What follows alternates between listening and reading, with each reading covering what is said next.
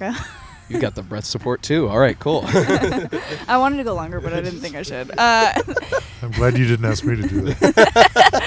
That would have been a lot shorter.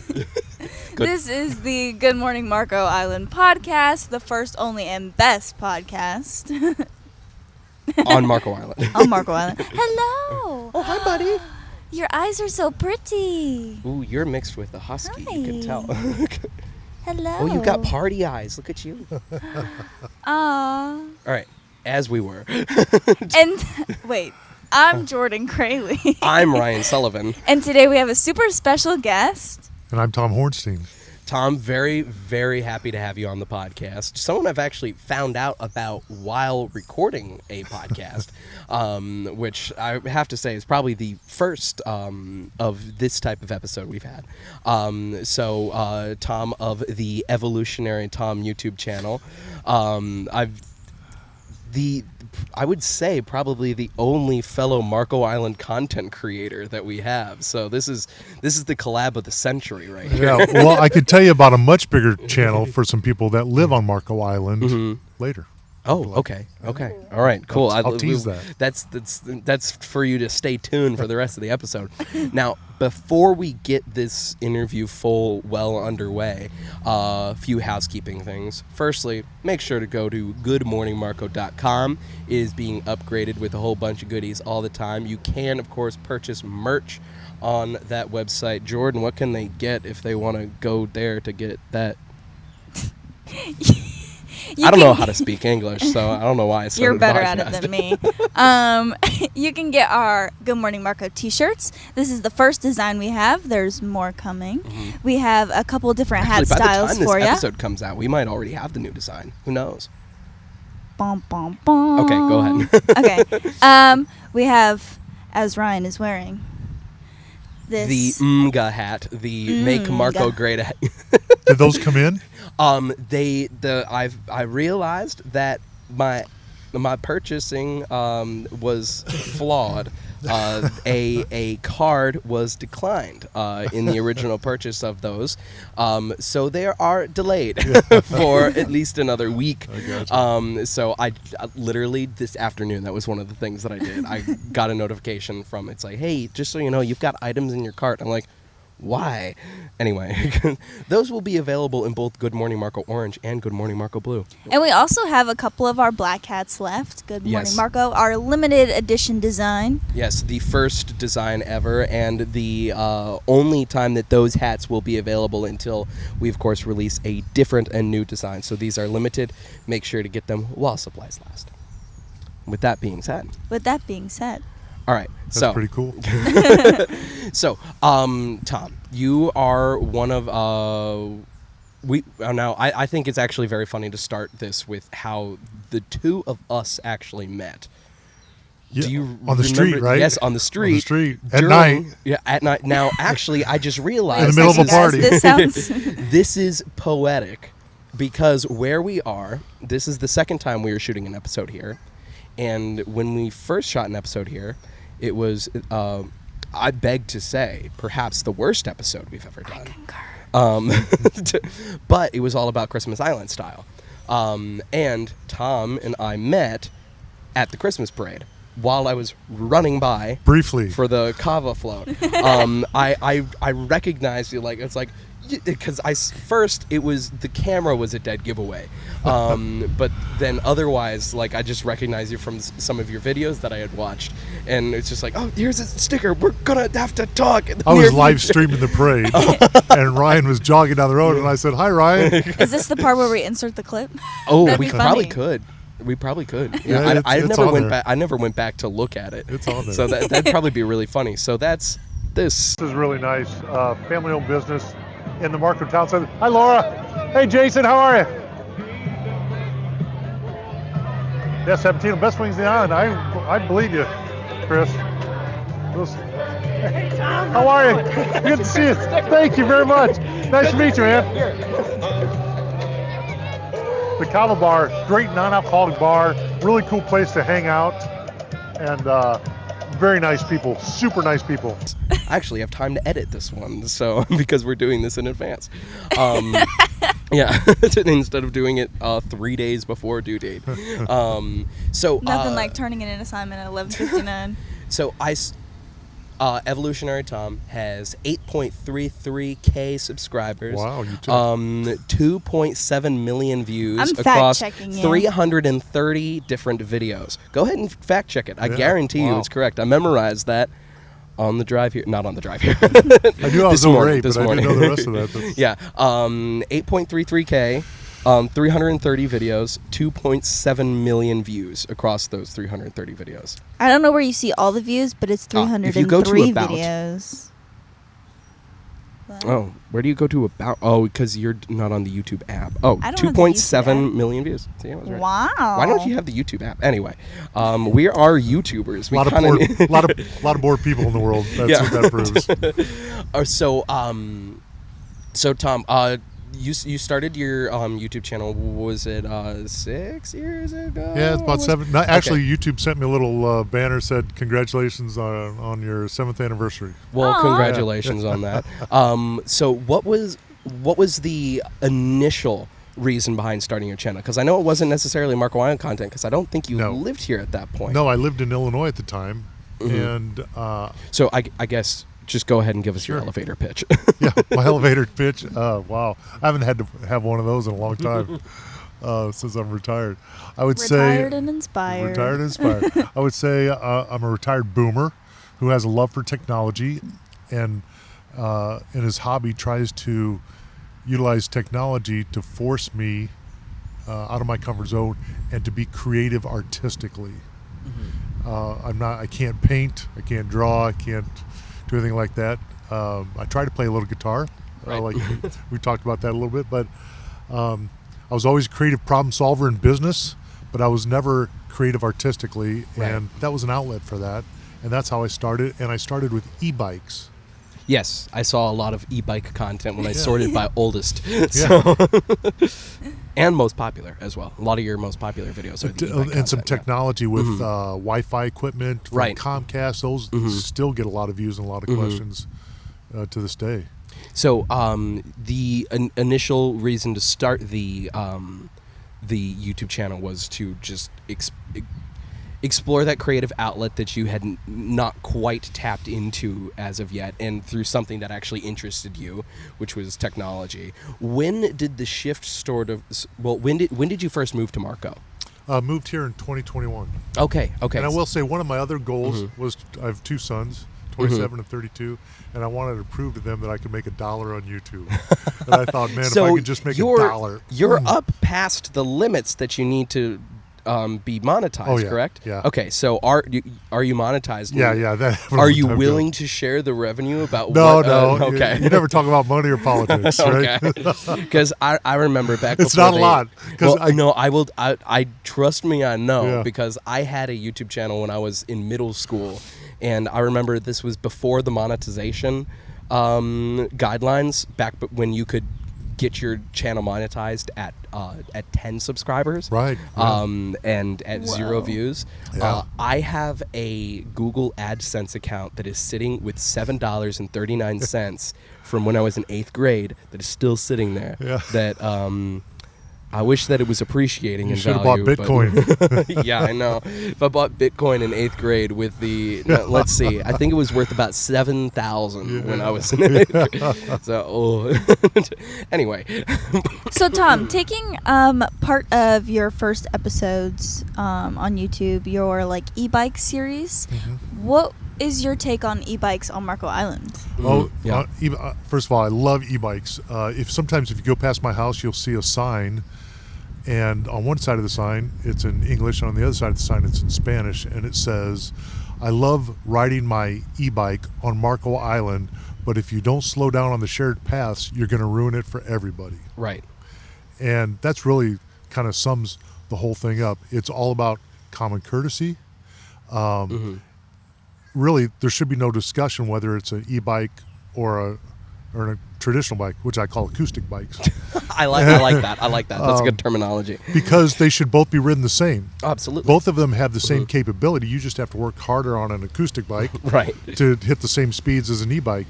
But but that common courtesy should extend to no matter what you're riding on the bike when it comes to the shared use paths, because those are designed for bicycles and pedestrians and runners and all that stuff. That was the intended use. So I think if somehow the speeds don't get under control, then there's going to have to be some regulation or something put in place, because it's all about safety. So we all have to live together. Yeah. So then my question, I actually, your video about the bollards that they put in place, which I'll link in the card in the YouTube video, if I can remember to find this timestamp. So that video, actually, I assumed that it was because of golf carts going up on the sidewalk, as many people had. Which I did not think so, because I've never seen that. I've seen it. You 3 probably times. have, because you've lived here. I've seen it 3 times, and that's only been since COVID. Because golf carts weren't all that popular back beforehand. You'd only see golf carts if you were going in Goodland or in Isles of Capri. You rarely saw golf carts on Marco, mostly because people didn't have any way to get them to Marco, because it was 45 miles an hour to get down that down San Marco. Right. So if people were getting their golf carts over here, they were going on the sidewalk. There wasn't a sidewalk back then. Yeah. Anyway, they're coming in the cover of darkness. Yeah. All that to say, as an e-bike user, and as a cyclist, do you think that the bollards that I probably spend a little bit more time on next door than you, because sometimes I just like to stir the pot. That is a stir in the pot. It doesn't affect me that much. Only a little bit. It affects me a lot. Yeah. It affects me a lot too. Well, there's a reason why I'm the only one that posts all of our episodes on Nextdoor, and Jordan posted the first one. I have my thoughts and opinions that I'll keep to myself. And never again. So then, anyway, the bollards. The bollards, yeah, they their intended purpose was to slow down bikes and to overall make it safer, so that, of course, drivers can see the cyclists because they're slowing down, and the cyclists can see the drivers because they're slowing down.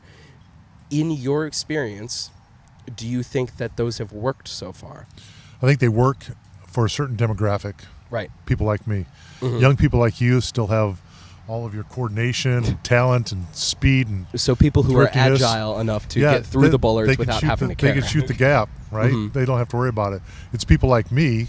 I'm a little wider, my bike's wider, that I make sure that I focus and I've got the same amount of space on each side, and I'm going to go through easily. Now, here's the thing. Does it make me look left or right for cars? No, what it makes me do is get tunnel vision on those bollards, right? Because I want to make sure I'm going to go through. However, I keep my head on a swivel anyway. Right. So that's just part of my natural riding. I mean, I go back to, there's so many different types of people here. We all have different interests, but we have to live here together, because this is not our own island. So I'm not allowed to ride a bicycle on this island as though it's my island and there's nobody else around me. That just doesn't make sense. Which is an issue that people tend to have. Not just with bikes, and I see that all the time. Yeah. Running, I mean, don't even look out the corner of the eye. Just keep going across the crosswalks. I think it's going to slow down some people. There is no one size fits all answer. Right. That much I do know. And my understanding is that there's nothing in the enforcement code that allows them to enforce speeds on the bike path, this and that. So therefore, that's why, because the police officers, they're all over the island. Thank goodness. They see it, but the only thing they can do is if you're wearing a helmet or not. Basically. Yeah, true. They go according to the Florida statutes. Yeah. Yeah. All right. Cool. Well, someone came up to us at an event and asked us to talk about e-bikes. So I think I'm done with e-bikes now. I know exactly what you're talking about. I love e-bikes for the main reason that it gets people on bicycles that otherwise would not get on anything. Yeah. And your legs do still move, even if it's just keeping circulation going. And maybe if anything, the vitamin D. That's right. Getting. So, and it makes people go further than they would if they can get on a traditional bike. So I think it gives people, and you know what? It can make somebody. I'm going to be 60 this year. It makes you feel like a kid again at some point, and you're still only going 12 miles an hour. It's cool. Well, my e-scooter can get me up to Yeah. 23, so I can. And I I've can got go an interest sailing in right out there. scooters. Oh, there's tons but of fun. I don't think my coordination is good enough anymore, and my reaction time I'm staying off of I them. found myself having an easier time with the scooter than I did with the bike. Wow. Which is simply due to balance. Yeah. That's the only reason Yeah. that I found any difference. Cause I've only tried one e-bike, and I was always kind of struggling between trying to get it to like go and whatnot. oh yeah. But then I went to Chicago, and they have those for transportation. Those were Yeah. like really, the really lime easy. bikes, right, Yeah. or something. I don't remember. I think they're called limes. I don't Yes. know. I don't remember. But then in St. Pete, I've used the scooter ones. Those are Mhm. scary. The Oh. scooters to me are super scary because Oh. the girl I was with My scooter concrete. is a trike. It has 3 wheels. Oh, It's yeah. got 2 wheels in the front. That's cheating. And then a wheel in the back. No, it's not cheating. That sounds my level of scooter. Yeah, so that's I was just like, well, it's like, why are y'all having more struggle on a scooter? It's like, oh wait, yeah, because y'all are standing up on 2 wheels. I'm standing up on 3. I Yeah. could stand on that thing all day. That thing sits in my front porch. Anyway, so what made you initially move to Marco Island? Retirement. Mm-hmm. Number one, my wife is from Spain, but grew up most of her life in the Dominican Republic, and so I took her to cold Illinois for over 30 years, and not only was I tired of the cold, but she deserved a break as well. Oh, And, where in Illinois are you from? Central Illinois, Peoria, cornfields. Okay. Yeah. My dad grew up in in Glen Ellen. Okay, yeah, the suburb. So Chicago. I visited Algonquin and Elgin a few times, Yeah. but otherwise, Yeah, not so all it's a that much. close Yeah. proximity to Miami, Yeah. and a quick hop, skip, and a jump over to the Dominican Republic, and her family comes regularly to Miami area and Cool. stuff. So it made getting with that side of the family even more accessible. Kind of like a beachhead being over here. Yeah. and I like a small town. She grew up in a Yes. town of 4 million, so it can get busy here, and you can go to Naples and do all that if you want to. But I like the idea of a small community, and I really like the sense Yeah. of community. So it really hit on a lot of cylinders for us. So this is something that always interests me about people who more recently moved here. Meaning you're part of that 2,000 that made their residence here Right. since COVID. How did you hear about Marco Island to begin with? Well, and we started coming here before COVID. It was Right, 2018. I saw your first video on Marco Island Yeah, was yeah. posted. It was like your 15th video or something like Maybe. that. It was probably pretty ugly. Who not that who- yesterday's video wasn't ugly. Who wouldn't like Marco Island? I think it was Yeah, called. yeah. Yeah. Who would? I still say I that did it's my the same thing. research. In 2013, I came here with a corporation, Okay. and we stayed at the Marriott for a week. Okay. Before it was JW, Yes. and then came back in about 2016 or 2017 because it was sort of part of their rotation at the time, and came back for another week. And they were just getting ready to make it a JW at the time. Yes. I remember. Yeah, I remember when And they then were doing that. we haven't been back since the prices went so high when they put JW in front of Marriott. That's But funny. yeah, that's how I discovered Marco. Didn't even know Marco was a place. Didn't know it existed before 2013. I'd be really interested to find out. Maybe we'll put that as a poll. I don't know if YouTube will let us do a poll, but I know Spotify will let us do a poll. And Instagram will let us do a poll. They will, yes. But I'm saying, like, if they're actually physically watching this right now, like, they could, like, answer the poll right now. But Oh, anyway, that's true. because a poll is only open for 24 hours on Instagram. Oh, really? Yeah, it's Wild. kind of dumb. Anyway, I'd So is love there to. no update? I'd love to find out. Oh yeah, no, my Instagram is no longer squares. But I'd love to find out about how many people found out about Marco from some sort of convention at the Marriott, because I'd be willing to bet it's quite a few. Because my dad did photography for 43 years on Marco. He moved to Marco about 46 years ago. He just recently moved up to Clifton, Tennessee, to go live with his wife on a farm. But he did photography for weddings and biggest most of all doing for conventions and stuff. Yeah. One of the ones he mentioned all the time is the American Bartenders Association. But that's a convention. Yeah, no, and he met Dan Aykroyd there every year for his Crystal Skull vodka. Very cool. But otherwise, I'd be so interested to find out how many people are in your same boat that didn't know what Marco Island was, but came here for something along those lines. That's really cool. Blessed to have come here then. Oh, yeah. Goodness me. So, since moving to Marco, what would you say your favorite part about Marco is? Wow. Because I know that's a loaded question. It is, obviously, other than the beach, what we really enjoy doing is we've got a small boat that fits in our garage, and it's just big enough to go hit the sandbars. And, and at the end of the day, I could take another couple out with 4 people, and to regas it, it's $14.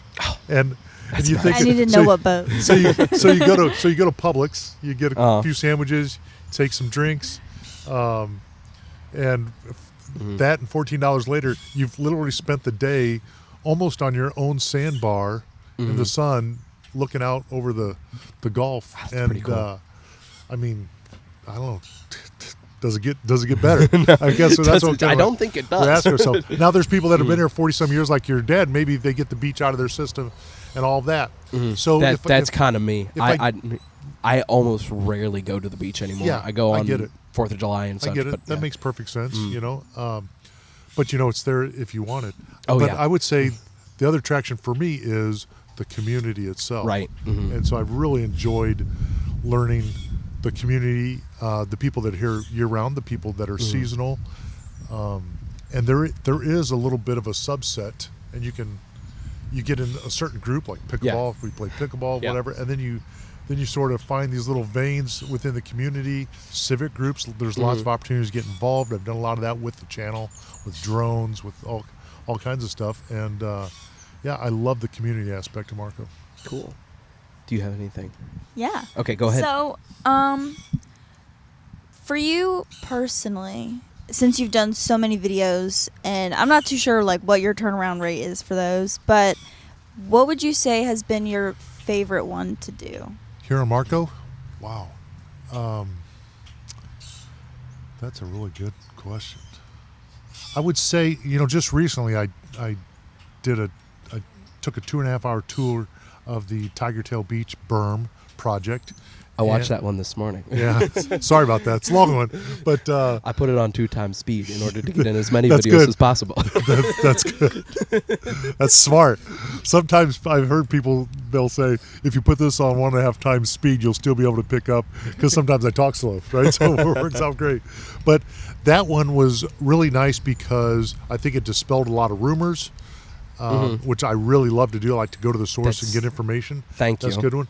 But they also, the city granted me access to the engineers, and didn't know whether I was positive or negative or anything. All I tell people is I enjoy making positive videos about Marco Island. And you know what? If it was something that was negative, it's not that I would be intimidated to put it out there.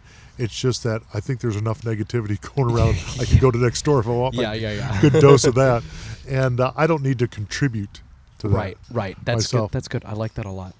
That's a very good mentality. But what I don't do well. is I don't skew my videos and try to sort of fake people out and let them think that it's positive when it's not. I don't do that. I'd rather just not do it. Yeah, on that same vein, I can't agree more, because I feel like the only times that we've covered anything that you could consider negative would mostly be, of course, the trolley, and we talked about when there was the whole controversy about the land variance for the center with the drive-through that they want to put right next to the cemetery. Those, and then also maybe some could say, half the people could say, 3 of the interviews that we did for city council, and then the other half of the people could say 1 of the interviews that we did for city council. Right. But with that,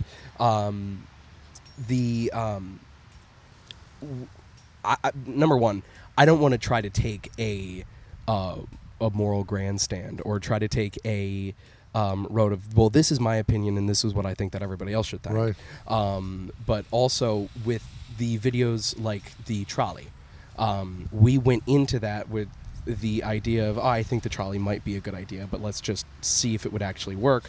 And it's like, no, I don't like this at all, actually. But instead of just saying, well, this is dumb, and anyone who agrees that they think that there should be a trolley is equally as dumb, and I want you to unsubscribe from the channel right now. No, that's not what we went out to do. We went out to do constructive criticism, and I think that's something that is very nice, that if you're looking out to only do positive content and only be constructive in anything that you say instead of destructive, because Lord knows that we have enough people who kind of seem to make it their MO to just want to complain all the time. Right.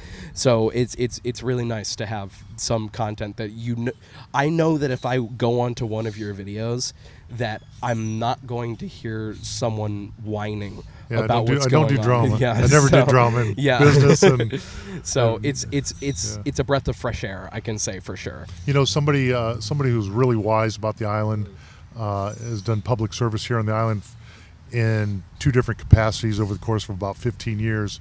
And we were talking about Nextdoor, and I said, I don't go on Nextdoor because I said, I find it overly negative and they're pretty hostile on there, and I just don't need that in my life. And he said, you know, it's not that there's, and I also said, I can't understand how people could live on Marco and be miserable. And he said, you know, Tom, it's really not that many people. It's just a few of them. It's just that they're loud. Right. So it makes it sound like there's more people, but if you pay attention, it's really not. And I thought that was good advice. Yeah, which I feel like that's what it is with almost everything. But yeah, but you really have to national try hard politics here. and all. Yeah, 100%. I mean, does it get any better? Where do I retire to after Marco Island? Oh yeah, I'm I don't quite sure. I'd You lived here. You guys have lived here your entire lives. Yeah, I'd probably have to go retire in the mountains or somewhere because I'd have to do something completely opposite because I don't think there's anywhere better. Right. If to at least get this vibe, like what would I go to Cancun? No. I don't want to move countries. I'm good here. I'm happy. Exactly. And Tom, if you could cover anything on Marco, like no limit, you could literally just go there and do an episode of doing it or about whatever without having to worry about, like, I don't know, for example, if you need permitting or anything, what would you choose to do? Like make a video on? So I'm very curious by nature, and I think that a lot of people are curious. We talked earlier about, I made a video about what's under Jolly Bridge.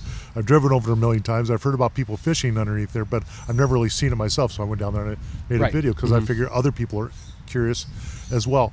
So I think access to areas, for example, Hideaway Beach. I'd love to do a video on Hideaway Beach. Now, I know it's exclusive, and but I think people are curious, what's that like if you in tell them you're a DoorDash driver. Yeah. What? Yeah. I actually flew a property there with my drone yesterday. You know? Cool. And there couldn't have been more polite, but it took a couple attempts to get in there. Right. And a couple phone calls to make sure everything was on the up and up. I respect that. I got a lot of respect for that. But then I think of, I could do a video on Hideaway Beach, but then I think, okay, there's probably people there that don't want a video made about Hideaway Beach. And I need to respect that too, because that's their community. You know, another thing, Cape Marco, you know, all the buildings in Cape Marco, very exclusive, you know. But then again, you have some people that would be okay with it and some people don't. So when I've been in situations like that, what I do is I approach the homeowners association, the HOA, and I say, or the overall property manager, and I say, I wanted to do a video out in Key Marco, and approached them. They were going to go to the powers that be, and turns out I don't think anybody's interested in that, and maybe they just don't want the attention. And guess what? I'm good with that, because again, I don't want to be intrusive with what I do. I want to try to be informative and maybe a touch of entertainment, because that's why I go to YouTube. I go there for information or maybe a little bit of entertainment. And if I could blend the two, I think that's good. That's why I like what you guys do, because you guys have your podcast and it blends information with entertainment. That's how I Thank got you. my attention. Thank you very much. We appreciate that. Because I try to be equal parts. Maybe sometimes I try to be a little bit more entertaining than informative, but that's just the nature of me. Well, you think Marco's small, Mm-hmm. right? And it is. And Relatively. and you think if you've lived here all your life, you've probably seen and done it all. But there's so many people that either live here, vacation here, but they care about Marco Island. Either they visited once and they hope to come back, so they want to keep in touch with what's going on when they're not here. The same thing with people that that are maybe full-time residents, but they can only live here part of the year. They want to stay in touch with their community when they're not here. Yeah. And then you have people that hope to come to Marco. Yeah. I think you guys do a great job of filling that gap We try. and providing those answers. And then when I make a video and it's on something that you guys have done, guess what? It's not competition because there's room for everybody. Oh, yeah. But what it is, it's your take and then it's my take. And mine's coming from a 60-year-old angle, right? And yours is coming from, you can make videos that I can't make. Right. I might be able to get access and make videos to things that you guys can't make. Right. And also it's a different style of content too. Yeah. Because I Mine's slow. well, Is that what you meant, Ryan? No, what I'm saying is, if you, let's say, all right, let's look at let's just okay, perfect example is the Jolly Bridge episode, because of course I discovered your content through your video that you made about what's underneath the Jolly Bridge. It was a 5 or 6 minute long video of you biking across underneath and showing, well, this is what's underneath the Jolly Bridge. We sat underneath the Jolly Bridge for an hour and 10 minutes. It was hot that day. Yeah, for an hour and 10 minutes and talked about the history of the bridge, the history of the people behind the bridge, what much the deeper pier, dive about what happened. Yeah, because you are making more short form content. We're making more long form content. We would not get the type of information that we are going for in a podcast is not necessarily what you're going for. Right. If you were, I don't necessarily see you sitting down and interviewing somebody for 45 minutes about their city council bid. Yeah. So, That probably won't be me. yeah. So, Although I'll watch yours. right, yeah, and I'll reference a video of yours when talking to them about an issue or something like that, because you'll make a video on the bollards that a bunch of people are vehemently opposed to for some reason because it's a waste of money. Anyway, I'll give you a good example. When I made the bollards video, yes, that video I think it ran like 8 or 9 minutes, and it was long. But part of my thing was I call it a ride and ramble. As I'm riding, I talk and just kind of make observations, see what's going on, and then there's the purpose of my video, and I get there and I go through all of that. And there was a comment, and you get some haters out there who want to roast you, and somebody's like, "Good God, just get to it, please." Just why couldn't the last 3 minutes have been the first 3 minutes, and I didn't have to watch this? And then somebody said, "Well, he's trying to get you to watch over 8 minutes because they make money off this." And no, I it's usually 10 don't comment, but on that one I did say, I'm probably going to make 50 cents off this, and I've got 5 hours of work into it. So I don't know that it's the get rich quick scheme that you think it is. Not necessarily. Yeah. Yeah. If anything, we're the ones that are rambling for watch time, and we're not monetized. So Right. You get all kinds, but you know what? You get a lot of positive, and I get a lot of repetitive people from Marco or that own Marco or have been to Marco numerous times, and they always make really nice positive comments and are very encouraging.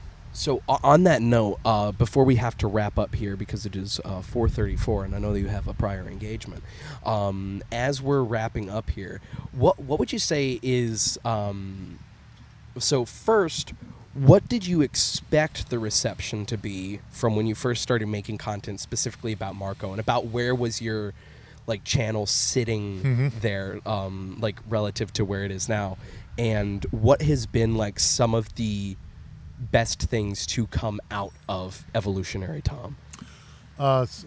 Well, so where I was when I thought about Marco, actually before I retired, and this would have been even years before I retired, this could have been 5 or 6 years ago, I already used Fiverr. I've got the graphics, the channel logo for a channel on Marco. Right. When I knew I was going to move to Marco, I thought, I'm going to do a channel on Marco.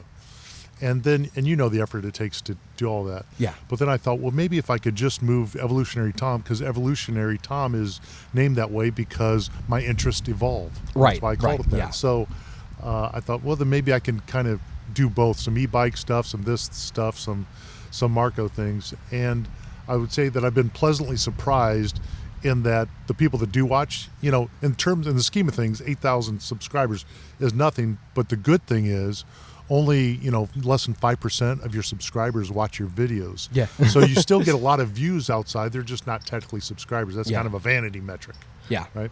So, so everybody's kind of come with me. And even recently I've thought about, focusing another channel just on my take on Marco Island, but the feedback I'm getting, I've got a poll up on my channel right now, says it was like over like 90% say just keep it. We'll keep it here. We'll filter it out. Yeah.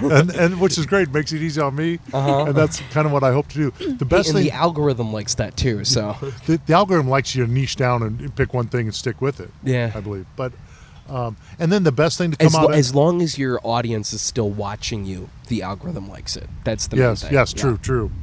But the best thing to come out of Evolutionary Tom is I've got not quite a 2-year-old granddaughter, and when she watches my videos, she recognizes me. That's got to be my favorite thing. There's a lot of other positive things that have happened. That's so cool. But that one there is really awesome. It is really cool. My nephew was in one of our videos, and somebody had went, I like that kid on the scooter, and I was like, that's my nephew, and he always puts me on his TV at home, and I love it. Yeah. Oh yeah, the first time I met JJ, he ran up to me and said, "Did you know that you're my favorite YouTuber?" Yeah, that's isn't that awawesome? Because kids nowadays, they want to be YouTubers for a career. Yeah. So. Well, I know, I used to be one of those kids. Yeah. And look at me now. Look at you now. But it's I really don't get recognized by my face occasionally, but people, It's your voice. It's the voice. People go, I recognize that voice. And I'm like, because nobody likes to hear their own voice. I don't like to hear my own voice in a recording either. Have We you just talked about this morning. I love to hear my own Really? voice. I see. For me, it's like nails on a chalkboard. No, I agree. I don't like hearing my own voice. Well, It's just odd. But you know what? tough getting into podcasting. Yeah, I know. That's why I never got into music. But you put yourself out there, and Yeah. that's something that the overwhelming majority will never do. Well, And that's another reason why fans. Did you know that a recent study asked a bunch of people about what their greatest fear is, and ranked by country, by age, by demographic, by everything, to see what the number one fear among all people were. The number 2 fear was death. Number 1, public speaking. Yeah. Meaning that there are people who would rather die, quite literally That's what that rather means. die, Yeah, that's what that means. than speak in front of a crowd. Right. And I'm just glad I'm not one of those people. Yeah. 'Cause I love it. Well, that's why you guys are good at it. Yeah. It's been interesting. I've always been way better at talking in front of crowds of people than talking to people one-on-one. I've definitely always had interactions, I been social, would but go as far to say as since July when we started this project, you've gotten far better at it. thank you. Yeah. I concur. Where if I feel a little bit under the weather, I can just go, Jordan, take over. Yeah. Yes. And they'll tell you that if you want to give yourself a cringe moment, go look at some of your first YouTube videos. No, I don't want to do that. Yeah. It is what it is. No, We I should don't go wanna watch get our better. first episode and react to it. I was actually thinking about an April Fool's Day post that I will talk about later because I don't want to. What April I don't Fool's want to pitch it. post? I don't want to pitch it on the podcast because I want to tell you about it in private. Because I think it's going to be very, very funny. So, Tom, you Anyway. were talking about how people notice your voice, and have you ever gone in or been somewhere and somebody recognized your voice and didn't have the best things to say, or had an awkward encounter with people? Ooh, this is fun. No, not because of my voice. maybe something I've said, but no, not so much my voice. Actually, the only time people recognize my voice, so they go, "You're the YouTube guy." Right. Or, Well, I think more so what Jordan is asking is, have you ever had a real life encounter where someone had something negative to say about your content because they recognize you and go, it's oh, I have this to say or something along those lines? No, never. Yeah. It's always been overwhelmingly positive. Cool. The people that would approach you don't. are different than the people that try to assassinate you with their keyboard. Yes, yeah. You know, The they would keyboard never warriors. approach you and say that. Their bravery comes just behind the screen and on the keyboard itself. 100%. There's a reason why they call them trolls, because they're hidden. So, Yeah. But YouTube likes interaction, right? Yeah, Engagement. yeah. So it's kind of like publicity. There's no such thing as good. we had a publicity or bad very negative publicity. comment that clearly was from somebody who did not watch the podcast on our Instagram this week. And I was so tempted, What was it? I didn't see it was something about how it's like, oh yeah, well, dog attacks and kennel cough. I think Cassie responded for me instead, and she's just like, "Did you watch the podcast?" I always say the bottom 10% of the internet always shows up. Oh yeah, And it's probably if they even were- just the bottom two. If they were that reliable in their jobs or their professions, then they wouldn't have time to be on the internet making Likely. negative comments towards other people that are brave enough to put themselves out there. Yeah, cool. I like that. That's Well, a really strong note. I think that's a perfect note to wrap up here on then too. Is there anything else that you'd like to say to, which I know you've got a larger audience than us, so you could say whatever you want, and it doesn't. Remember me when you guys blow up, okay? Can you have me back when you guys blow Oh, up? 100%. Yeah, good. Because I Well, want to say remember I called us it. when you blow up even more. So. Yeah, well, All right, we'll race you to thanks, guys. 100,000. I appreciate Oh my it. god. There you go. I don't think we'll either. I'll buy a drink at Kava Culture. Then we'll put a drink on there. And, Jason and Laura will Cool. watch us walk in together. So why don't go ahead? You can look into the camera and tell anybody about your where to find you, where they can follow, where they can learn more about Evolutionary Tom, all that sort of thing. Well, I do have a website. It's called evolutionarytom.com.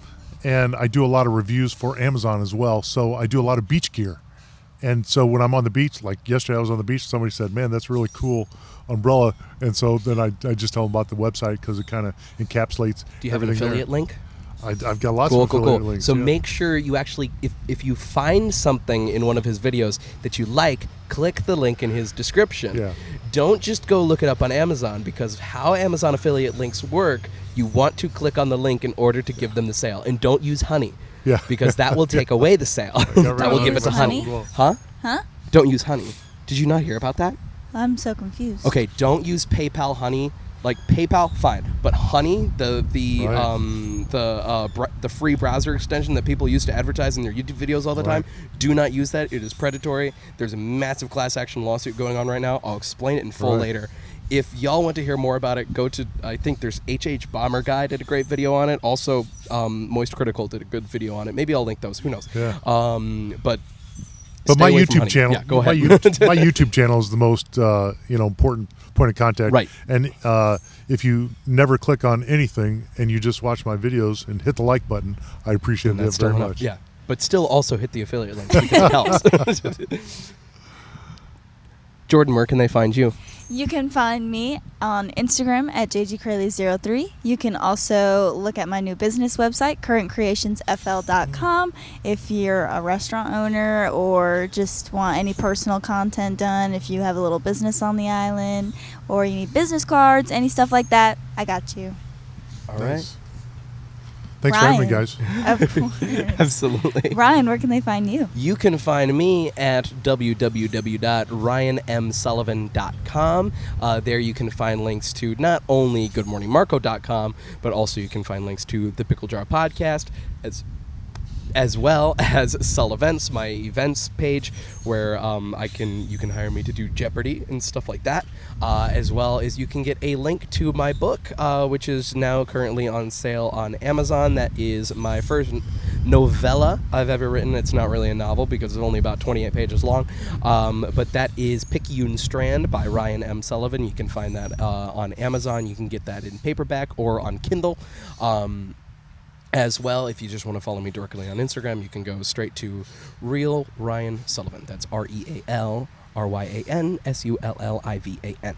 And with that, Tom, do you have anything that you want to say to the audience before we finish off here today? No, thanks for having me. And if you want to keep up on events in Marco Island and what's going on when you can't be here, I think your Good Morning Marco is a great podcast to do so. There we go. Thank you. There we go. Remember to subscribe to both of our channels. Listen on Spotify. We're doing a lot better on that front. Make sure that you listen and also give 5-star rating, like the video, all that sort of thing. You know what to do by this point. Hopefully, I think so. We're learning together here. With that, thank you so much for watching. It really does mean the most, and we will see you all in the next one. Bye. Awesome.